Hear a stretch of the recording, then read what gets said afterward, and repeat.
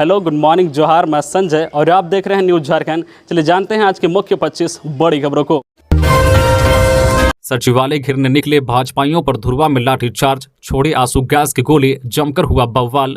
झारखंड में हेमंत सोरेन सरकार की नीतियों के विरोध में भाजपाइयों के हल्ला बोल और सचिवालय घेराव कार्यक्रम के दौरान मंगलवार को धुरवा में जमकर बवाल हुआ।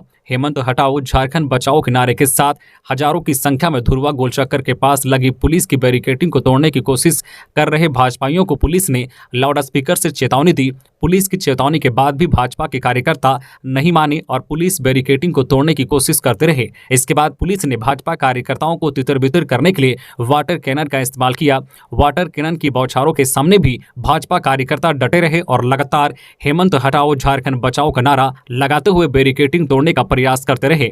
वाटर कैनन के इस्तेमाल से भी भाजपा कार्यकर्ताओं पर जब कोई खास प्रभाव नहीं पड़ा तो पुलिस ने भीड़ को नियंत्रित करने के लिए आंसू गैस के गोले दागे। इसके बाद भाजपा कार्यकर्ता उग्र हो गए और पुलिस पर पत्थर और पानी की बोतलें फेंकने लगे। इस हरकत के बाद पुलिस ने भाजपा कार्यकर्ताओं पर लाठीचार्ज कर दिया। पुलिस की इस लाठीचार्ज से भीड़ तितर बितर तो हो गई, लेकिन इस लाठीचार्ज में दोनों तरफ के करीब 3 दर्जन से अधिक लोग चोटिले हो गए। घायलों में से कई का इलाज स्थानीय अस्पताल में कराया जा रहा है। पत्थरबाजी और लाठीचार्ज में एक पत्रकार भी गंभीर रूप से घायल हो गए हैं। इस पूरे मामले में रांची के सांसद संजय सेठ और चतरा से सांसद सुनील कुमार सिंह को भी चोट आई है। पूरे मामले के बीच बैरिकेडिंग तोड़ने और सचिवालय की तरफ बढ़ने के मामले में पुलिस ने मौके से सांसद और विधायक सहित कुल 20 भाजपा कार्यकर्ताओं पदाधिकारियों को गिरफ्तार किया, जिन्हें साम्य थाने से छोड़ दिया गया। भाजपा आज मनाएगी काला दिवस, तानाशाही पर उतरी हेमंत सरकार। प्रदेश अध्यक्ष दीपक प्रकाश ने कहा, करेंगे पुतला दहन। भारतीय जनता पार्टी के सचिवालय घेराव कार्यक्रम को सफल बनाते हुए प्रदेश अध्यक्ष दीपक प्रकाश ने कहा कि इस आंदोलन से हेमंत सोरेन की सरकार घबरा गई है। शांतिपूर्ण आंदोलन पर लाठीचार्ज किया गया, आंसू गैस के गोले छोड़े गए, पानी बरसाया गया। असल बात तो यह है कि हेमंत सोरेन की सरकार की इस आंदोलन से नींव हिल गई है। आज भाजपा के कार्यकर्ताओं पर जो अत्याचार हुए हैं वे सरकार के इशारे पर हुए हैं। भाजपा इसका विरोध करती है। बुधवार यानी आज प्रदेश भाजपा काला दिवस मनाएगी। हेमंत सोरेन सरकार का पुतला दहन किया जाएगा। यह कार्यक्रम राज्य भर के सभी मंडलों में किया जाएगा। प्रदेश अध्यक्ष दीपक प्रकाश की ओर से कार्यकर्ताओं को संबोधित किए जाने के बाद सांसद आदित्य साहू ने सचिवालय घेराव कार्यक्रम समाप्त किए जाने की घोषणा की। 17 अप्रैल को होगी झारखंड कैबिनेट की बैठक, कई महत्वपूर्ण प्रस्तावों पर लगेगी मुहर। झारखंड कैबिनेट की बैठक 17 अप्रैल 2023 को होगी। झारखंड मंत्रालय प्रोजेक्ट भवन स्थित मंत्री परिषद कक्ष में होने वाली इस बैठक का समय दिन के 4 बजे निर्धारित की गई है। इसको लेकर मंत्रिमंडल सचिवालय एवं निगरानी विभाग समन्वय द्वारा सूचना जारी की गई है। जानकारी के अनुसार इस बैठक में कई महत्वपूर्ण प्रस्तावों पर मुहर लग सकती है। सिदो कान्हू की धरती से सीएम हेमंत ने कई विकास योजनाओं की दी सौगात, कहा सरकार पहुंच रही आपके द्वार।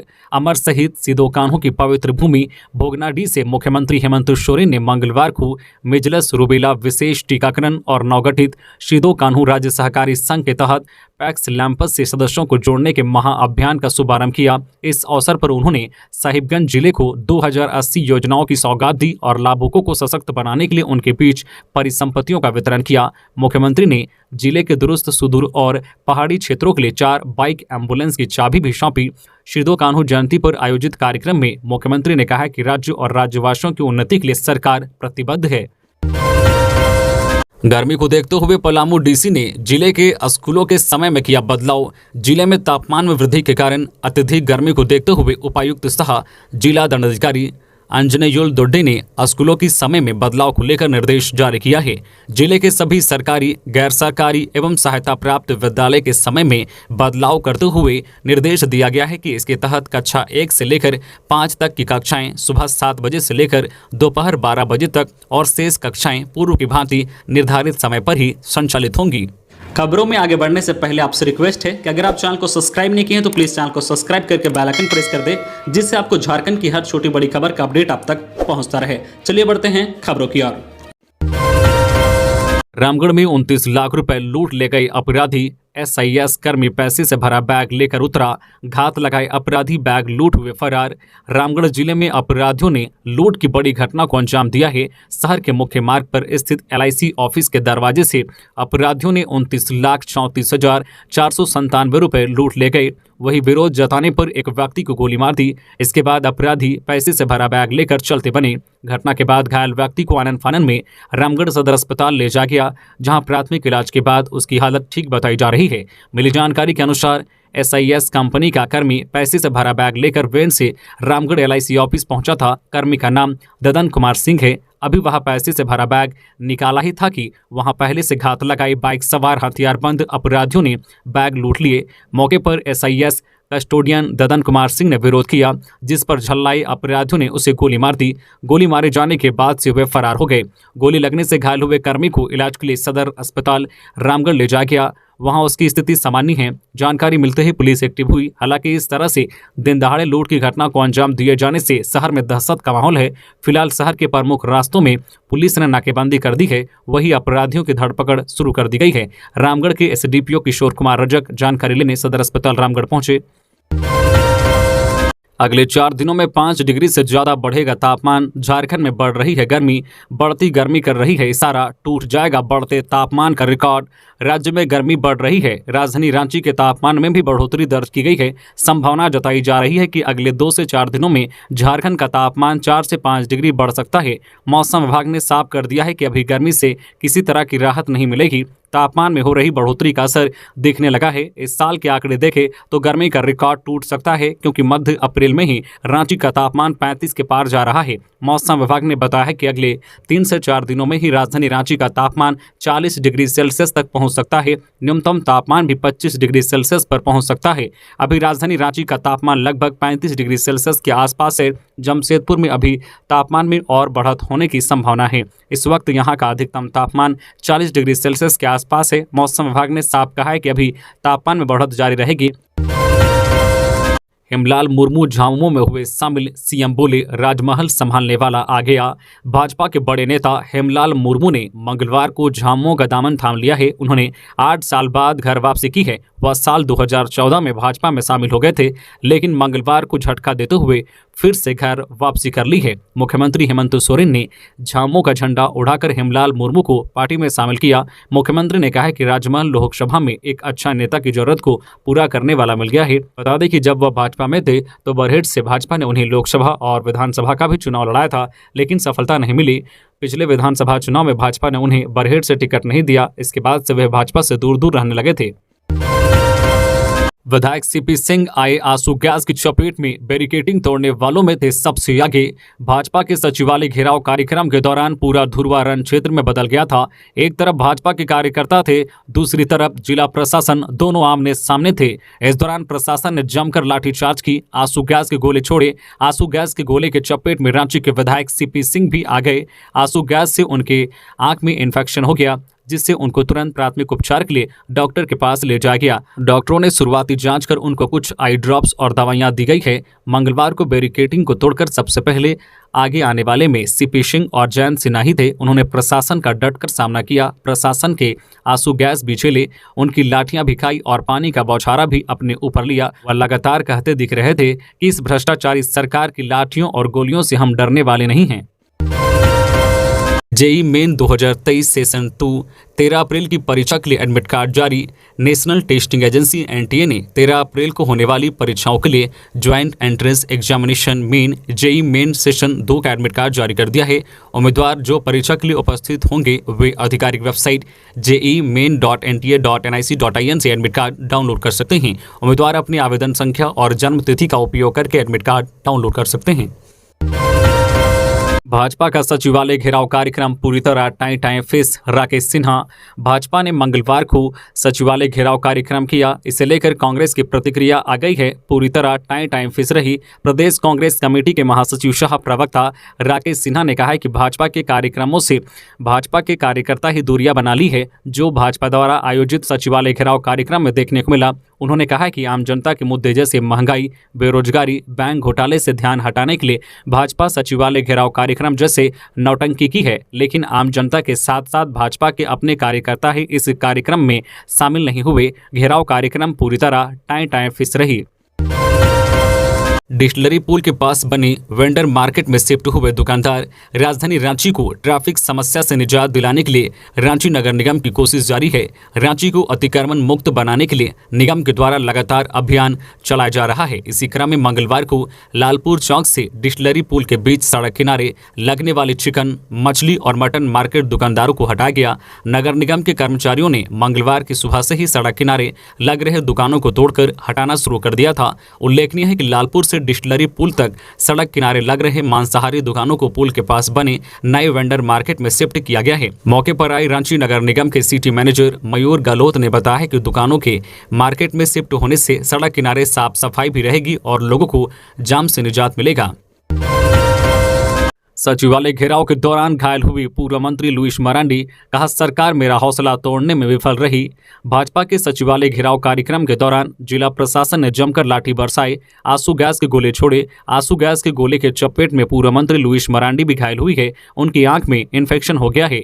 मंगलवार को भाजपा के कार्यकर्ता और जिला प्रशासन आमने सामने थे। प्राथमिक उपचार के बाद उन्होंने सोशल मीडिया पर एक पोस्ट लिखा है और लिखा है, शुभचिंतकों का आभार। आंसू गैस से जख्मी जरूर हुए हैं, परंतु हमारे हौसले तोड़ने में हेमंत सरकार विफल रही। संघर्ष जारी रहेगा। बता दें कि मंगलवार के सचिवालय घेराव कार्यक्रम के दौरान कई लोग घायल हुए हैं। कई लोग को गंभीर चोट आई है। पत्थरबाजी के दौरान कई लोगों का सर फटा है। घेराव कार्यक्रम में प्रशासन और भाजपा के नेता पूरी तरह से आमने सामने थे।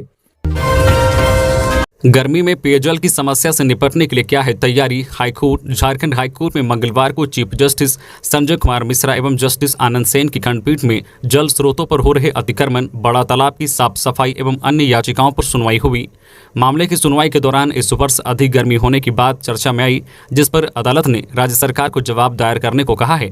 अदालत ने राज्य सरकार से मौखिक रूप से पूछा है कि आने वाली भीषण गर्मी में पेयजल समस्या से निपटने के लिए राज्य सरकार ने क्या कुछ तैयारी की है। जल स्रोतों पर हो रहे लगातार अतिक्रमण को रोकने के लिए, उसे संरक्षण देने के लिए राज्य सरकार ने क्या क्या योजना बनाई है, क्या योजना को कार्य रूप दिया गया है।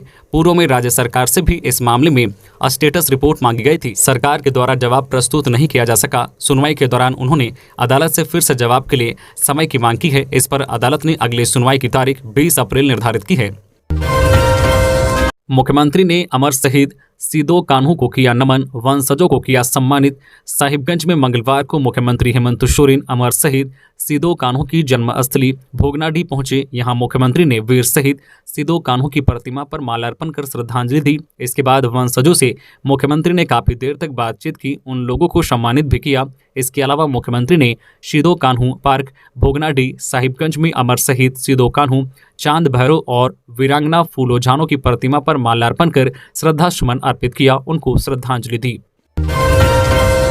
अडानी को बचाने के लिए पूरी सरकारी तंत्र कर रही काम, दुमका में बोले कांग्रेस। झारखंड प्रदेश कांग्रेस कमेटी के तत्वावधान में चल रहे राज्यव्यापी जय भारत सत्याग्रह कार्यक्रम मंगलवार को राज्य के दुमका एवं जामताड़ा में संपन्न हुई। जय भारत सत्याग्रह कार्यक्रम में बड़े पैमाने पर कांग्रेस के कार्यकर्ता और जनता का समर्थन प्राप्त हो रहा है।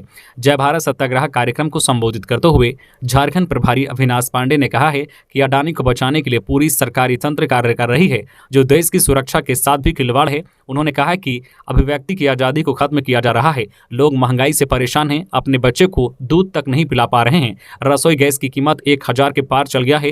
पेट्रोल डीजल 100 के पार हो गया है। गरीब ग्रामीणों को आटा और तेल नसीब नहीं हो रहा है, लेकिन देश के मोदी सरकार को इसकी कोई चिंता नहीं है।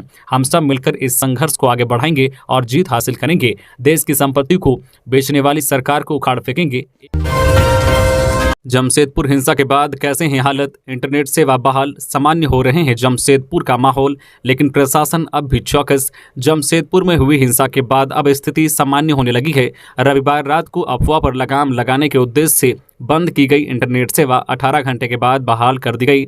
जमशेदपुर में सुरक्षा की दृष्टि से अब भी पुलिस बल तैनात है। इंटरनेट सेवा ठप होने की वजह से बाजार को भी काफी नुकसान हुआ है। एक अनुमान के अनुसार शहर में बाजार को 180 से 200 करोड़ का नुकसान का अनुमान है।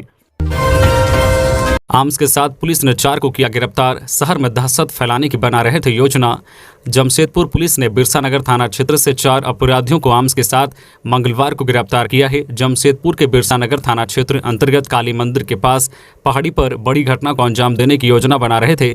उससे पहले ही पुलिस ने उनके मंसूबों पर पानी फेर दिया। अपराधियों के पास से 2 नाली कट्टा और जिंदा कारतूस पुलिस ने जब्त किया है। विहिप प्रतिनिधिमंडल ने राज्यपाल को सौंपा ज्ञापन। जमशेदपुर घटना की उच्च स्तरीय जांच कराने की मांग। झारखंड प्रांत की विश्व हिंदू परिषद की इकाई के एक प्रतिनिधिमंडल ने राज्यपाल सीपी राधाकृष्णन से मुलाकात की और उन्हें एक ज्ञापन सौंपा। प्रतिनिधिमंडल ने राज्यपाल से जमशेदपुर घटना की उच्च स्तरीय जांच कराने की मांग की। प्रतिनिधिमंडल ने राज्यपाल को बताया कि पूर्वी सिंहभूम जमशेदपुर में 8, 9 एवं 10 अप्रैल को जमशेदपुर महानगर कदमा थाना क्षेत्र के शास्त्री नगर स्थित जटाधारी हनुमान मंदिर में असामाजिक तत्वों ने प्रतिबंधित मांस के टुकड़ों को पोटली बनाकर महावीरी झंडे के बांस में बांधने की घटना की जानकारी दी। प्रतिनिधिमंडल में विश्व हिंदू परिषद के प्रांत उपाध्याय गंगा प्रसाद यादव, प्रांत मंत्री डॉक्टर वीरेंद्र साहू, प्रांत संगठन मंत्री देवी सिंह, प्रांत सह मंत्री रंगनाथ महतो, बजरंग दल प्रांत संयोजक दीपक ठाकुर शामिल थे। बंदगांव पुलिस ने 30 लाख की अफीम डोडा के साथ 4 आरोपियों को किया गिरफ्तार। पश्चिमी सिंहभूम जिला के अति नक्सल प्रभावित क्षेत्र बंदगांव से जंगलों में पुलिस ने गुप्त सूचना के आधार पर छापेमारी कर करीब 30 लाख रुपए के अफीम डोडा व पिकअप वाहन, मोटरसाइकिल एवं 4 व्यक्तियों को गिरफ्तार किया है। जानकारी के अनुसार पुलिस के वरीय पदाधिकारी को गुप्त सूचना मिली थी कि बंदगांव के जंगल में डुमरू चिरकू बेड़ा क्षेत्र में अफीम एवं डोडा जमा करने का कार्य पिकअप वाहन से किया जा रहा है। जिसके बाद बंदगांव प्रभारी थाना प्रभारी मनोज कुमार के नेतृत्व में पुलिस ने डमरू चिरक बेड़ा जंगल में छापेमारी अभियान चलाया, जहां 10 किलो अफीम, 19 क्विंटल डोडा, एक महिंद्रा पिकअप वैन, एक पल्सर मोटरसाइकिल एवं 4 व्यक्तियों को रंगे हाथ गिरफ्तार किया। बेखूब कोयला तस्कर वन अधिकारियों के साथ की मारपीट। थाना प्रभारी सांस्कृतिक कार्यक्रम का आनंद ले रहे थे, दूसरी तरफ पीट रहे थे वन अधिकारी। चरही थाना क्षेत्र के इंदिरा के जंगल में कोयले की अवैध तस्करी की जानकारी मिली। डीएफओ ने अपने नेतृत्व में कुज्जू रेंजर केदार राम, मांडू रेंजर विनोद नंद राय सहित दर्जनों वनरक्षी के साथ इंदिरा पहुंचे। कोयला तस्करों ने डीएफओ, रेंजर और दर्जनों वनरक्षियों पर जानलेवा हमला किया। डीएफओ के ड्राइवर छोटे लाल के आंख और मुंह पर कोयला तस्करों ने मिर्चा का पाउडर डाल दिया। मांडू रेंजर विनोद नंद राय के मारुति वैन को जबरन रोककर पत्थर और डंडे से हमला कर गाड़ी का कांच तोड़ दिया। किसी तरह से जान बचाकर वन विभाग के अधिकारी और वनरक्षी वहां से भागने में सफल रहे। घटना बीती सोमवार देर रात 9:30 बजे की बताई जा रही है। डीजीपी से मिलकर चैम्बर ने कहा, निगम की इन्फोर्समेंट टीम पहनती है खाकी वर्दी, लोगों के बीच बन रही है भ्रम की स्थिति। झारखंड चैम्बर ऑफ कॉमर्स का एक प्रतिनिधिमंडल मंगलवार को डीजीपी अजय कुमार सिंह से मुलाकात की। मौके पर प्रतिनिधिमंडल ने राज्य की विधि व्यवस्था में गुणात्मक सुधार के लिए कई सुझाव भी दिए। लॉ एंड ऑर्डर उप समिति के चेयरमैन परवीन लोहिया ने एसपी के नेतृत्व में सभी जिलों में चैम्बर ऑफ कॉमर्स के सहयोग से पुलिस व्यापारी समन्वय समिति की बैठक आयोजित करने की बात कही। यह कहा है कि इससे स्थानीय स्तर पर आपराधिक घटनाओं पर नियंत्रण बनाए रखने में प्रशासन को सहयोग मिलेगा। चैम्बर ने कहा है कि रांची नगर निगम के इन्फोर्समेंट कर्मियों द्वारा खाकी वर्दी के उपयोग से लोगों के बीच बन रही भ्रम की स्थिति पर भी प्रतिनिधिमंडल ने चिंता जताई। 13 अप्रैल को आसू का सामाजिक न्याय मार्च, सरकार की नीतियों का किया जाएगा विरोध। आसू पार्टी केंद्र के निर्देशानुसार 13 अप्रैल को आसू पार्टी कार्यालय सिमडे का सामाजिक न्याय मार्च निकालेगा। यह मार्च कार्यालय से समाहरणालय तक किया जाएगा। यह यात्रा स्थानीय नीति, नियोजन नीति, अवैध उत्खनन, शिक्षा नीति, स्वास्थ्य नीति एवं भ्रष्टाचार के खिलाफ किया जाएगा। पेड़ से गिरकर युवक की मौत। हाथी देखने पेड़ पर चढ़ा था। अनगढ़ा के हुंडरूजारा बुटगोड़ा निवासी बसंत बेदिया की मौत मंगलवार की दोपहर में पेड़ से गिरकर हो गई। पेड़ से गिरने से गंभीर रूप से घायल बसंत को इलाज के लिए स्वर्णरेखा अस्पताल टाटीसिलवे ले जाया गया था, जहां डॉक्टरों ने उसे मृत घोषित कर दिया। बताया गया है कि बुटगोड़ा के बेलू टुंगरी में जंगली हाथी का एक समूह डेरा डाले हुए हैं। हाथी को देखने बसंत पहुंचा था।